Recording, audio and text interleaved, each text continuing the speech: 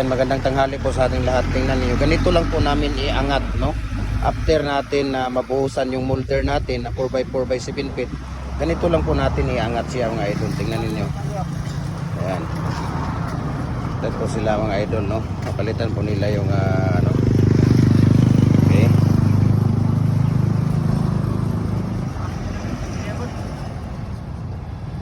Sige.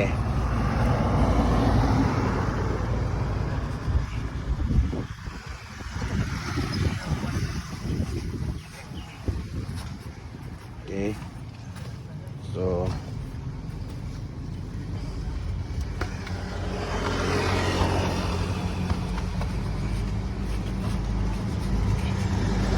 yung isa, no?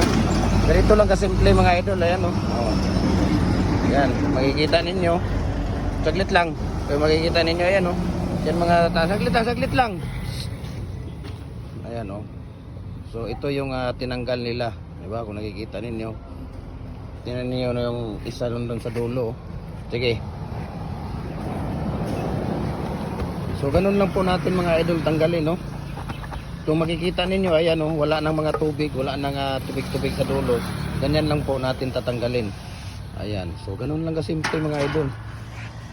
Tapos ayan, maraming salamat.